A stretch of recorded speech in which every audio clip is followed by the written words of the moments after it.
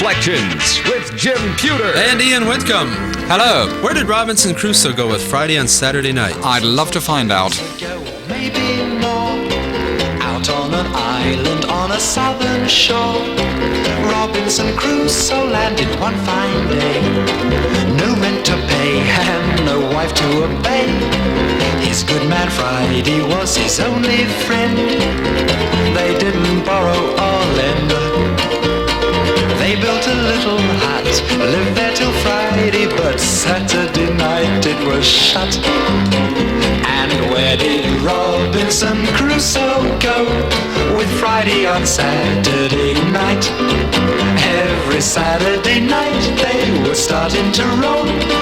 Then on Sunday morning they come staggering home. On this island live wild men with cannibal trimmings, and where there are wild men there must be wild women. So where did Robinson Crusoe go with Friday on Saturday night? Twiggy voo, yes betcha.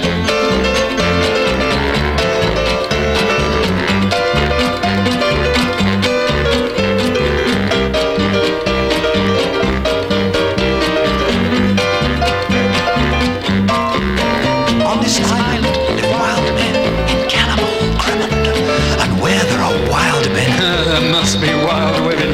So where did Robinson Crusoe go with Friday on Saturday night? Oh, that's the story. With Friday on Saturday night, reach your own conclusion.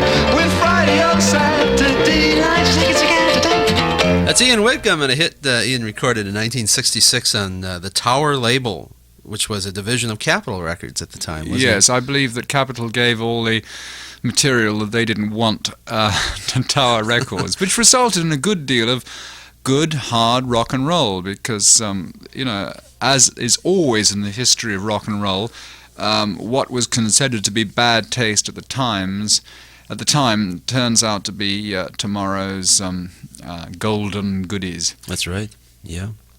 Where did Robinson Crusoe go with Friday on Saturday night? I asked you that earlier, but no, you like that title. I do. You like saying it. I do. I like to look at a record label and see a title all over. Well, look at the writers too. There's about 4 names on there, I believe. I can't remember exactly, but I mean, there's at least 4 names on there. And I love the idea of a group of 4 grown men getting together and devising, saying, "Now, let me see. What we won't do, Romeo and Juliet. What should we do? Where did How about that? Where did Robinson Crusoe go?" And we just wrote one last week called "Who Played Poker with Pocahontas When John Smith Went Away?" That's great, and I love the idea of grown men doing things like that. And then who collaborated on what? When they hear it back, they say, "Oh, I wrote that lyric there," and yes. at the beginning of the chorus. No, I wrote the fade. Terrific. Who wrote the tune, by the way? I mean, how far back did these men go? Well, that was written in 1916, and it was originally recorded by Al Jolson, who's one of my idols. I love Al Jolson. I was watching The Jazz Singer only a few nights ago. It was revived on television here, and I still think he is the first major star, and I think that most stars today owe a lot to him. He was the first, and he's still terrific. He still springs out of the screen, even in black and white and tinny old sound. Still tremendous. Let's spring out of our seats and dance. They used to say on the record a foxtrot, but really it was rock and roll. Yeah. Rock Around the Clock, a song you picked out here on Rock Reflections with Bill Haley and his Comets. And what memory comes back to your mind, Ian, when you hear this? Well, it was the first rock and roll record which I bought, and I bought it in 1955 in England. I bought the album, in fact. But the interesting thing about it to me is that when I bought this album, I also bought at the same time an album of the original Dixieland Jazz Band, recorded in 1917. So even then, when I was 13, I was buying rock and roll and ancient, decrepit jazz at the same time. And you're quite right, by the way, when you said foxtrot. On the original 45 RPM of Rock Around the Clock, it said foxtrot, orchestra and chorus, I think. Something like that. They didn't know what to do with rock and roll at that time. Yeah. And Bill still wears his spit curl and his plaid jacket. That's what I hear. The spit is getting a little bit old. A little bit, yeah. But we're going to revive him once again. Hooray! 1, 2, 3 o'clock, 4 o'clock, rock. 5, 6, 7 o'clock, 8 o'clock, rock. 9, 10, 11 o'clock, 12 o'clock, rock. We're going to rock around the clock tonight. Put your glad So join me, hon, we'll have some fun when the clock strikes one. We're gonna rock around the clock tonight. We're gonna rock, rock, rock till broad daylight. We're gonna rock around the clock tonight. When the clock strikes 2, 3, and 4, if the band slows down, we'll yell for more. We're gonna rock around the clock tonight. We're gonna rock, rock, rock till broad daylight. We're gonna rock around the clock tonight.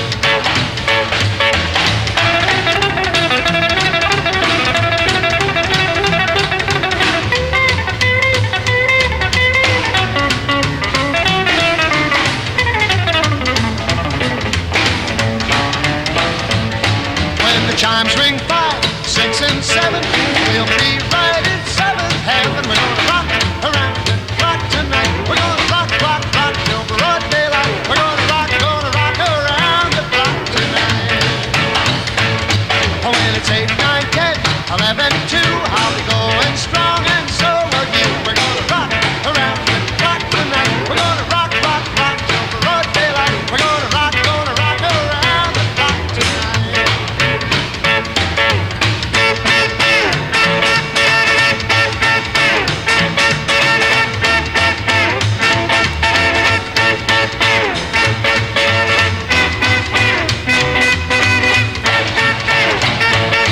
When the clock strikes 12, we'll cool off and start rocking around the clock again. We're gonna rock around the clock tonight. We're gonna rock, rock, rock till broad daylight. We're gonna rock around the clock tonight.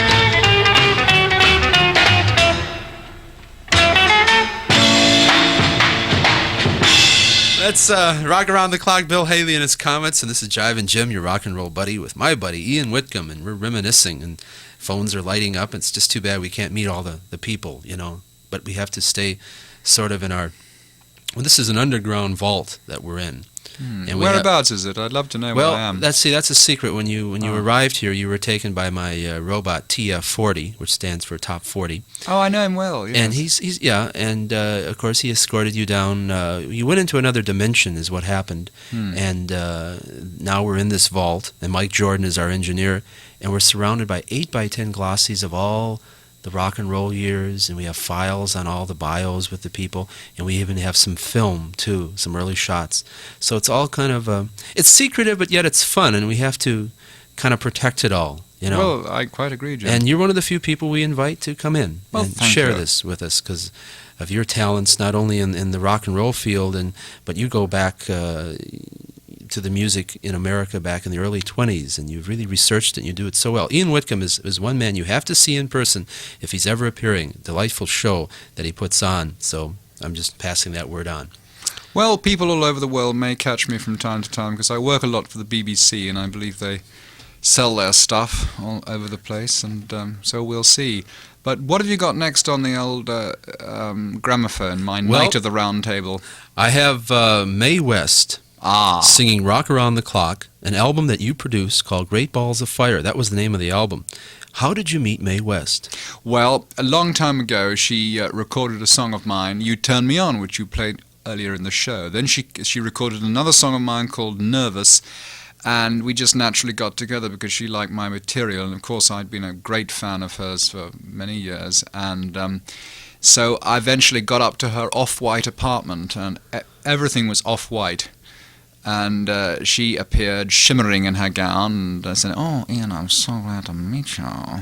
And we've got together, and I eventually had this idea to do another rock and roll album. She'd made 2. The first one was called Way Out West, that was on Tower, and the second one I made for MGM Records, and that was called Great Balls of Fire. And I got her to sing songs like Great Balls of Fire, Light My Fire, which she didn't care for too much. That was By the Door. She said, "Oh, them doors should get shut," which was a good, quick one from her. And so we cut things like that, and Happy Birthday Sweet 16, which I changed to Happy Birthday 21, because she said that she couldn't have an affair with a 16-year-old. It was a little bit too young. 21 was all right, she being 29 years old, has been for the last 50 years. And Happy Birthday 21, that song is in her new film, Sextet, which may well be out soon. It's a terrific production. It's got Alice Cooper, Ringo Starr in it, George Hamilton, George Raft, and so on. But I think the song we're going to hear is our version of Rock Around the Clock, and I had to write special words for her because she had to have everything changed and tailored a la West. So you'll hear references to loincloths and so on, and all in the Westian style. How many takes did she do on this one? Oh, about one, no more than that. We used to break in between each take to have lemon tea, which our chauffeur and bodyguard provided in the studio. He sat there behind me in the studio wearing a Colt revolver. So if I had to be very, very polite during the recording because his hand kept straying to the butt of this rather large gun. So I after each take I'd say, "Very good, dear, very good," and it was. 1, 2, 3 o'clock, 4 o'clock, rock. 5, 6, 7 o'clock, 8 o'clock, rock. 9, 10, 11 o'clock, 12 o'clock, rock. We're gonna rock around the clock tonight. Get your line for fun, join me, hun. We'll have some fun when the clock strikes 1. We're gonna rock around the clock tonight. We're gonna rock, rock, rock till broad daylight. We're gonna rock round the clock tonight. When the clock strikes 2, 3, and 4, if you go slow, I'll yell for more. We're gonna rock around the clock tonight. We're gonna rock, rock, rock till broad daylight. We're gonna rock round the clock tonight.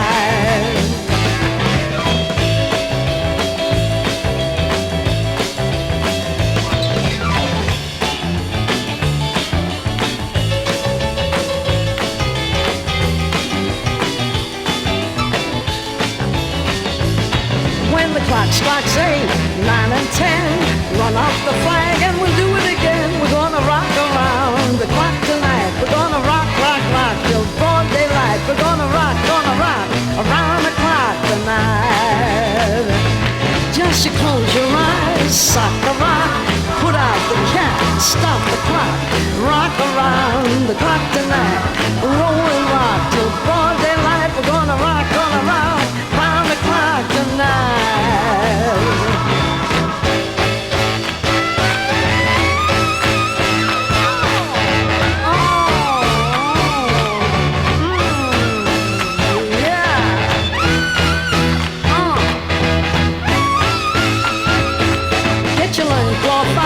Join me, hun. We'll have some fun when the clock strikes 1. Gonna rock around the clock tonight. Gonna rock, rock, rock till broad daylight. Gonna rock around the clock tonight.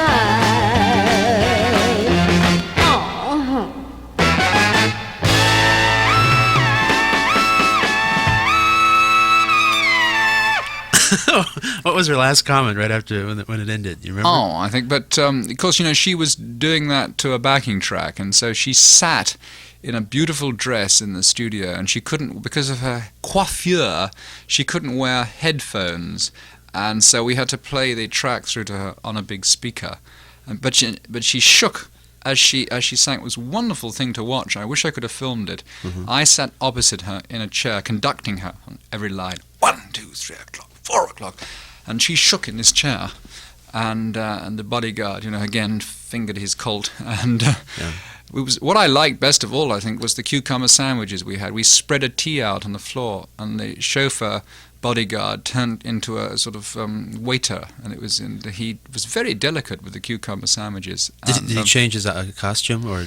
Well, I think he put an apron on or something, and looked very good in it too. And it was terrific fun. There was only the chauffeur, bodyguard, waiter, one man, Mae West and myself and one engineer, and that was all in the entire studio. But I always remember at the end there was a black band, soul band, waiting to come in and record, and we actually let them in the end. And Mae West was still behind this what you call it, guard or something, and she couldn't see a screen. She was behind a screen. She couldn't see this band. And I told her, I said, Miss West, there's a black band, a band coming in to record. She said, oh, really? What color are they? I said, black. Oh, let me out, I want to see them.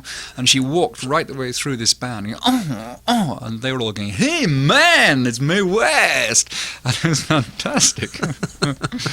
She loved it. Ian Whitcomb is my guest. That's the record he produced for Mae West, and now we're going to bring on a tune that I think it was your first record that made the Billboard Hot 100. And to the people listening, Billboard magazine, of course, it's a magazine that all the disc jockeys and the distributors read, and they have a Hot 100 list. And if you get on that list, then you get your records played. And this was your first regional hit. It was called This Sporting Life. And I remember the tune because I was in Korea at the time this came out. Good heavens. I was in the Army on radio, special services for AFKN. And we played this record a lot. Got a lot of requests from the Koreans on this, too. So I didn't know what was happening elsewhere because I can only, Well, it was a reasonably big hit. It just scraped onto the Hot 100 charts, and I recorded it in Dublin, Ireland in 1964, actually, while I was still a student at college in Ireland. It cost us no more than £5. That's about, I don't know, in today's money that would be about $9 or something like that. $9 to make. So somebody made a lot of money off this. I'm not quite sure who. Certainly wasn't me. This Sporting Life. Life. Too much Colt 45, I'm getting. Yes. Right.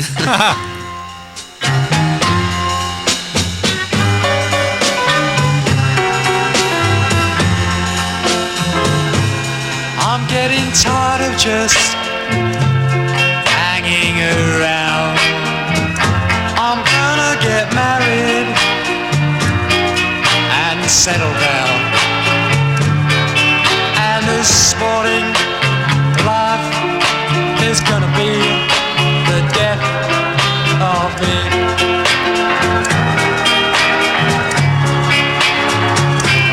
My baby left me on my own.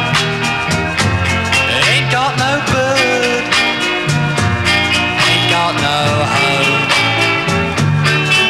And this sporting life is gonna be the death of me.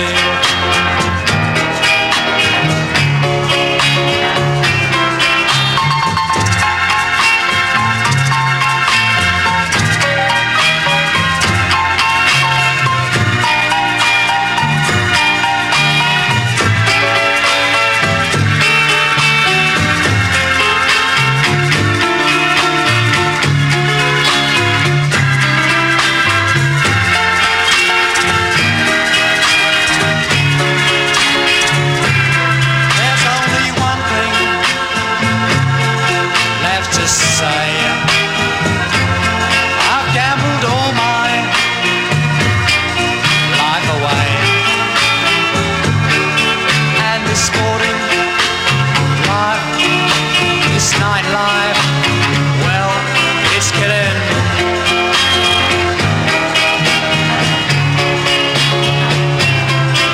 I'm getting tired of just hanging around. I'm gonna get married and settle down. And this sporting life, oh, nightlife, yeah, it's killing me. Yes, it is. It's killing me. Oh.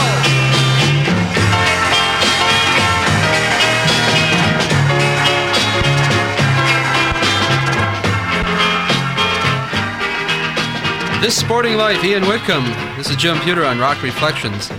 And that came out in 1965, and that was also the year of this song that was a #1 hit by the Rolling Stones, and Satisfaction. It probably, during that era, this was probably the song that most people remember, the late 60s. And you worked with the Stones at one time, didn't you? Yeah, I toured with them and played several concerts with them and met Mick Jagger, I remember, in Seattle, Washington in late 1965. And I think Satisfaction is very much an anthem of its time, really. But I wonder if when I'm 65, I should probably be singing this, I expect. I can't get no satisfaction. We'll bring on the Fuzz Tone Lead. Sounds like a group today, the Fuzz Tone Lead. Nice group, yeah. Yes, they are. I can't get no satisfaction. Here's the Stones.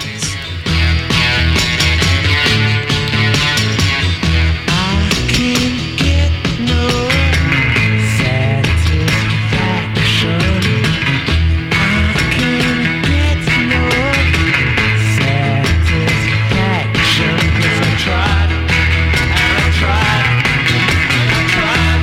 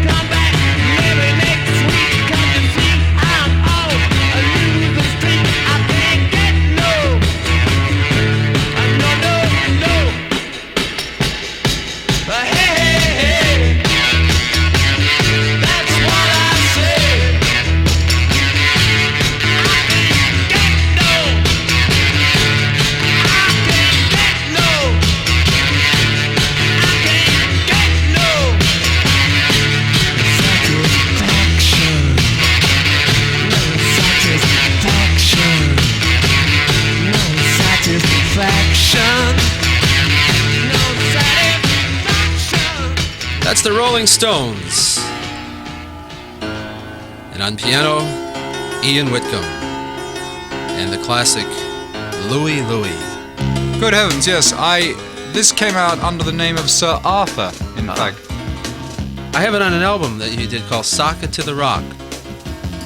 Yeah, you know, this it sounds, I must say, a lot faster than I recorded it. I think that it sounds good like this. Keep it playing. You're playing it at 45 RPM, and it was recorded for 33 1/3. But that's all right. I like the sound. No, he just made a little... TF40 just came in. He's the one who guards all our records, and he does those things from No, time but I to like it like this. Did you? Yeah. Is it still? Yeah, it is faster than when. It's interesting. See, if they played any faster, then only dogs will be able to hear it. We had one record on at 185 RPMs. I couldn't hear it, but also, Jim, I can't play this fast as well as this. It's a really good technique here. Well, good. Can you come back tomorrow, by the way? You bet. Okay. Ian Whitcomb will be here. We'll continue tomorrow. We'll have Chuck Berry, Wanda Jackson. Ian will do Yucca Hula Hickey Dula, my favorite. I got to say, one of my favorites that you've ever done. Thank you. Elvis, some more Ian Whitcomb tunes, and that should be about it. And I'm going to check out these slides here. There's the picture of you and Mae West at the session. Oh, yes. And that one's upside down. Wait. No, that's her, I think, as well, and another attitude. Oh, I see. Okay. All right. Until tomorrow, Jim Pewter, Ian Whitcomb. Bye-bye. Rock on.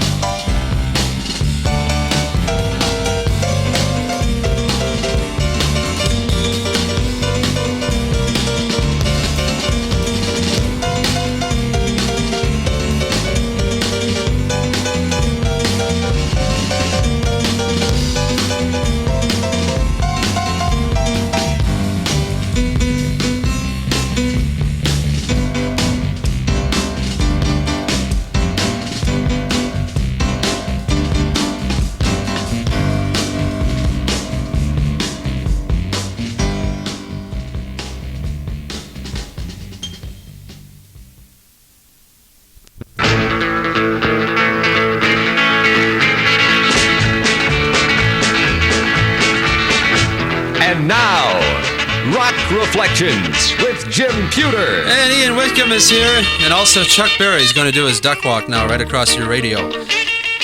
Oh, this is a great record, right, Ian? Oh, I love it. Chuck Berry.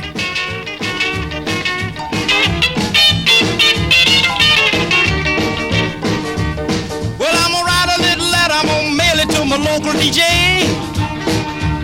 Yeah, it's a jumping little record I want my jockey to play. Roll over Beethoven, I gotta hear it again today. You know my temperature rising, the jukebox blowing a fuse. My heart beating rhythm and my soul keep a singing the blues. I roll over Beethoven, tell Tchaikovsky the news. I got the rockin' pneumonia, I need a shot of rhythm and blues. I caught the rolling arthritis sitting down at a rhythm review. I roll over Beethoven, they're rockin' in 2 by 2. Well, if you feel it and like it, go get your lover, then reel and rock it. Roll it over, then move on up. Just a try for further, then reel and rock with. Run another roll over Beethoven. Dig these rhythm and blues.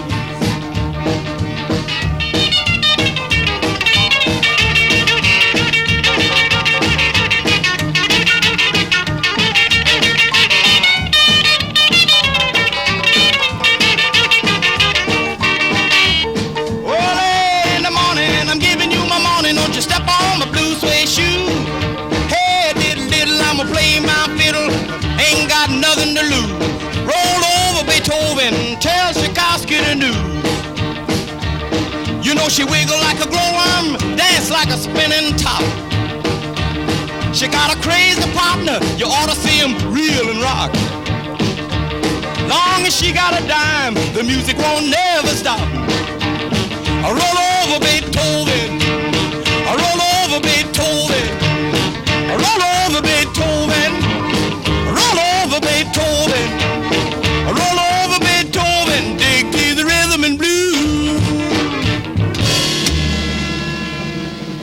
That's Chuck Berry from 1956, and you're channeled into Rock Reflections. This is Jim Pewter. My special guest is Ian Whitcomb, and we're reminiscing some of the early days of rock and roll. And also, Ian will be singing a couple of tunes in just a few more minutes. And Ian picked out some of these songs, Roll Over Beethoven. Chuck Berry's been to England quite a few times. Oh, yeah, he's very big there. I last saw him at the Wembley Stadium, which is a very big sports stadium there, on a show with Little Richard, Jerry Lee Lewis, Bill Haley and the Comets, Bo Diddley, and Chuck Berry were all on the same show. It was absolutely terrific. Of course, my favourite act, I must confess, is Jerry Lee Lewis live, because he's always most exciting and always manages to annoy somebody there. And I like that. It's always electrifying when he's on the stage, because you never know what mood he's going to be in. That's right. And sometimes he won't play any rock and roll at all. You know, he'll just play country songs all night long, which of course suits me fine, but it gets the Teddy Boys very annoyed, and they shout, "Roll, roll, roll, roll!" But Chuck Berry will always oblige. I believe he lives near you, Jim, or something. He lives 2 houses from me, his West Coast home, and then he spends most of his time in St. Louis at Berry Park. Is that a sort of Disneyland? Kind of on a smaller scale. Good heavens. Yeah. I must go there. What, they have rides and roller coasters and all I'm that? sure they do. Yeah. Gosh, have to go out Berry there. Park. And I don't see Chuck too often. I saw him one night at the supermarket. He was buying some orange juice. It was very was late. he? Yeah, and he had a van with him, and he ran out of gas. And the market's only 2 blocks down the street. And there was this young girl with him, and she was walking up the block with a little can to get some gas so he could get home. 2 blocks away. Yeah, so that was amazing. It was very late too. I think there was the only service station that was open was about 4 blocks down the street, and she was kind of motivating up the street to get the gas filled in the can for Chuck, and he was reading a comic book, just kind of relaxing. That's what he likes to read, is it? I don't know. Not Shakespeare or anything. Possibly, it was just the mood that he was in for that night. You don't remember the title of the comic book? So we can get this bit of rock and roll history completely sewn up. Well, I think I might. It was a vintage one, because as I approached up to I knocked on the glass and he rolled. He said, "Oh, hi, Jim." I says, "How you doing, Chuck?" And he said, "Fine." I looked at it, and it was an all-star comic book. It was a very vintage one. It was that was the superheroes. I believe the Sandman and the Flash and all them were in it. Yes. I don't know where he got it. Before my time. Well, it was before my time too. He should have been reading Classics Illustrated. That would have been good for him. Maybe Robinson Crusoe or something. Yes, things like that. Yeah. You picked out a tune by Wanda Jackson, and Wanda, toured with Elvis in the early days, and she was a female rockabilly artist who very popular. And I believe she's singing Hound Dog here, which... No, she's not. Oh, she's not, because originally I thought we were going to play Hound Dog. What are you playing? I couldn't find it. Oh, what are you going to play? Let's Have a Party. Oh, love that. No, that's is that Lieber and Stoller as well? I'm not sure. I can't remember, but anyway, I don't think it is. Let's see, Mike is going to check that for us and just see who the writer is.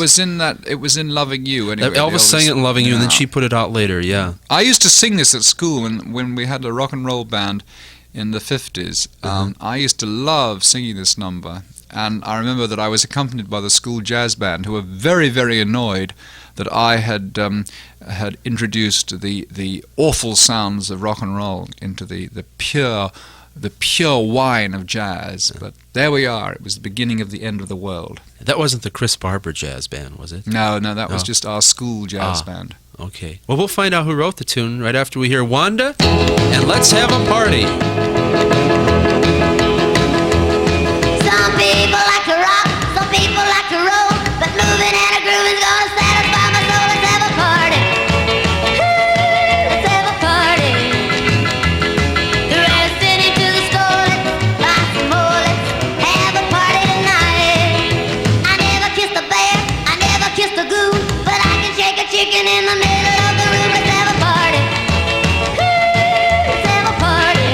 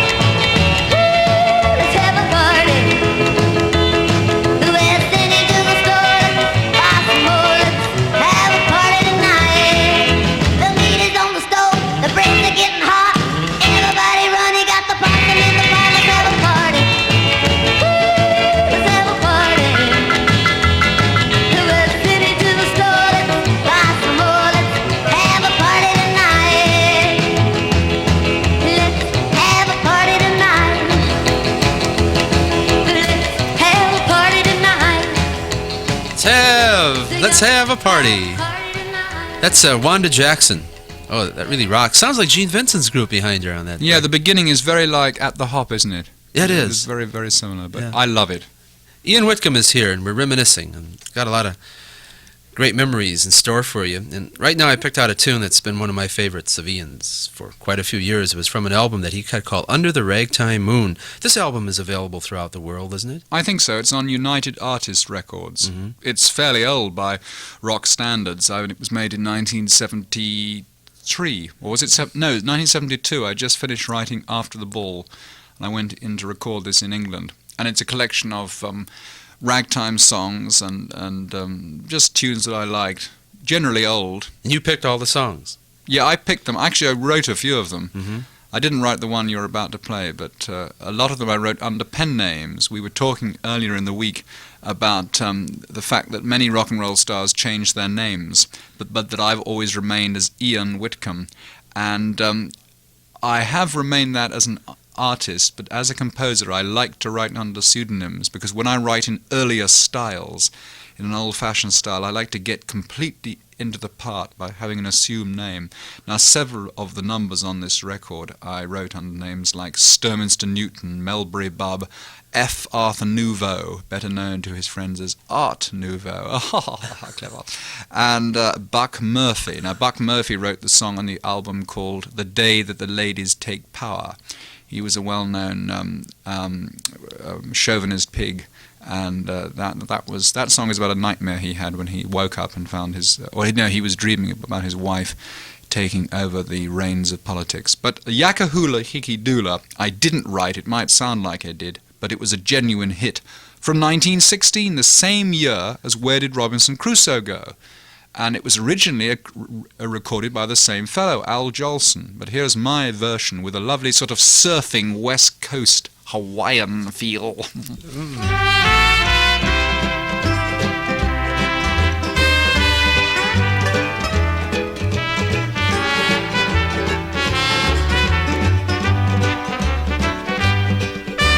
Down Hawaii way, where I chanced to stray, on an evening I heard a hula maiden play.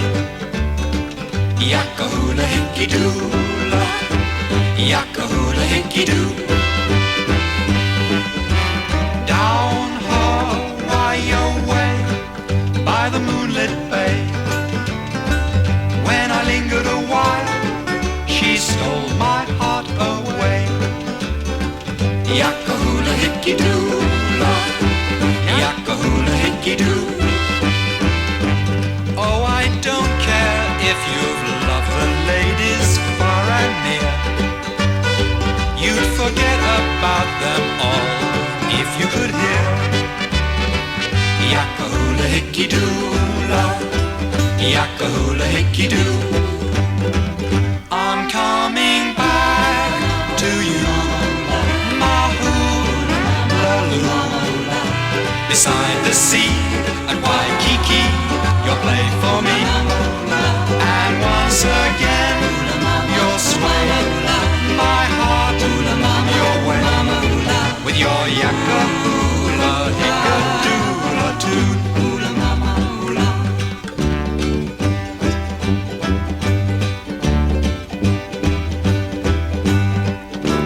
Down Hawaii way, you would love to stay if you'd ever see how those hulas bend and sway.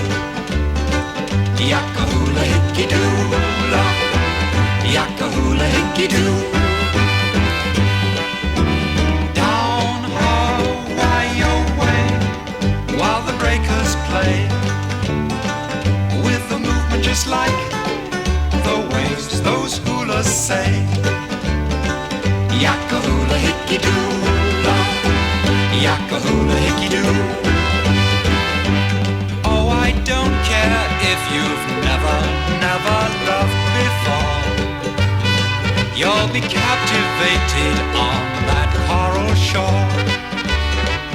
Yakahula hickey doola, yakahula hickey doo. I'm coming back to you.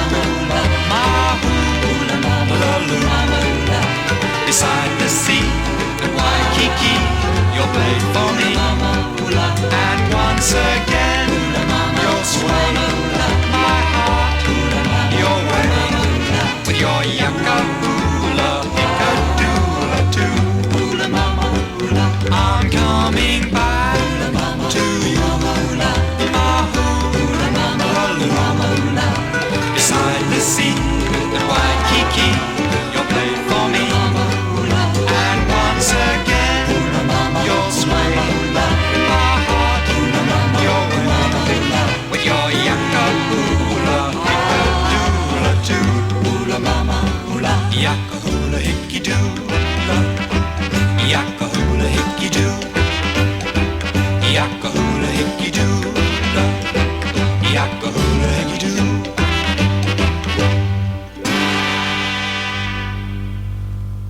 Oh, that's nice. Yakahula Hickey Dula.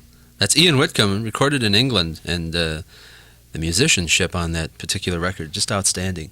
Well, they're very good players, as I was saying, and we have a tuba and a bass combined there. The bass was being played by a very long-haired, well, I say long-haired, it's old-fashioned now, a classical bass player, one of the top bass players, Barry Guy, from the London Philharmonic, I think. But the tuba player was with a group called the Temperance Seven, who were quite famous once, and he plays with me constantly. And the brass players were all from older guys who'd played in British dance bands and jazz bands in the 1930s. So, we got a really good feel there.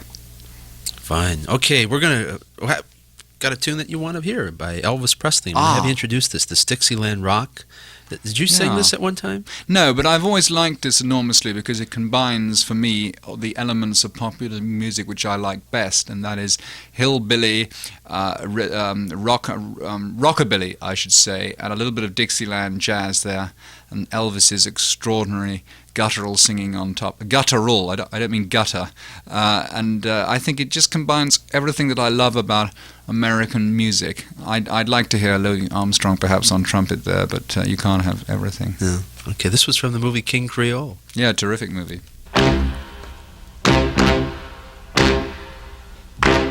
Well, down in New Orleans at the Golden Goose, I grabbed a green-eyed dolly that was on the loose. Well, I did that music, but she said to me too. I said, pretty baby, come on and let us do the Dixieland rock, the Dixieland rock, Dixieland rock. Let your head and sugar, shake it free, and do the Dixieland rock with me. And with the blue light shining on the swinging hips, you got the drummer so nervous that he lost his sticks. The cornet player hit a note that's flat. The trombone hit him where the poor cat sat. Do the Dixieland rock, Dixieland rock, the Dixieland rock, Dixieland rock. Let your head and sugar, shake it free, and do the Dixieland rock with me.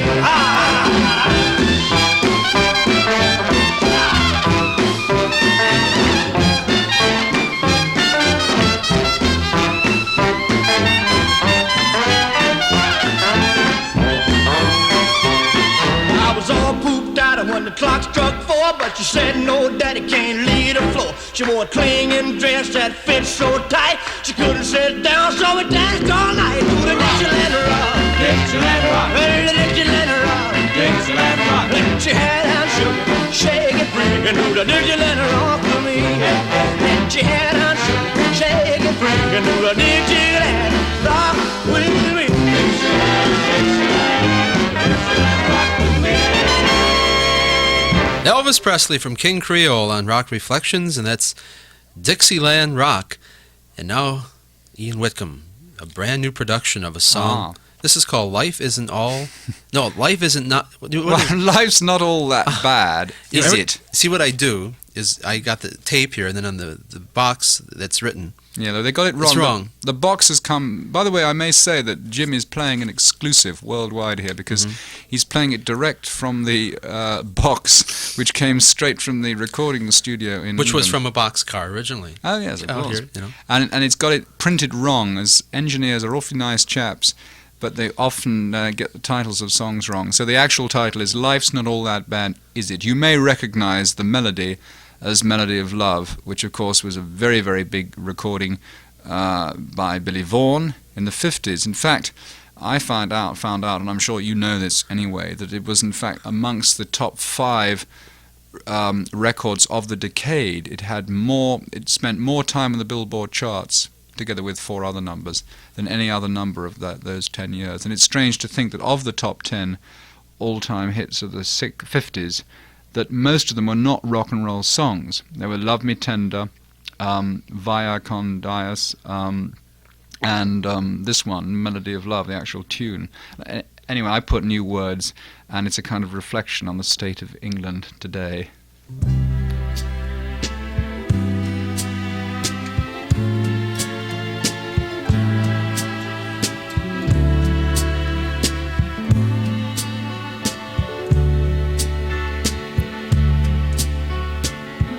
I'd just come back from a business trip abroad, which itself had been a complete failure. All my luggage had been lost somewhere between Zurich and London. I felt dreadful, but glad to be home. On entering the airport car park, I was informed that my car had been stolen and that I still owed them £10 plus VAT up until its disappearance. Bemused, but somehow still on my feet, I arrived home to find a letter from the wife explaining in detail the reasons for running away with an insurance salesman and how sorry she was that the cat had been run over the previous day.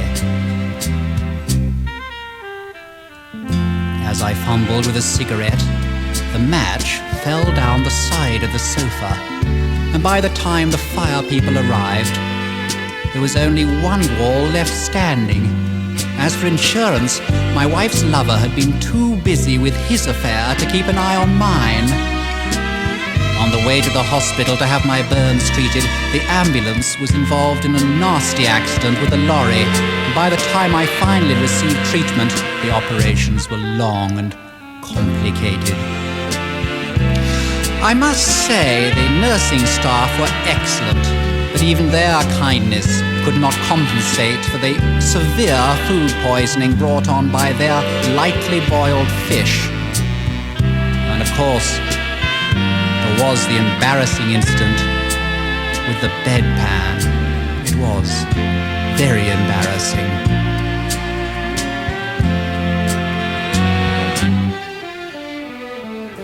Well, it's been 6 long months now, during which time, frankly, the business is gone.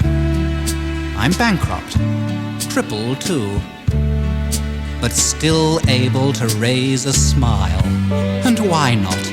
Because when all's said and done, life's not all that bad, is it?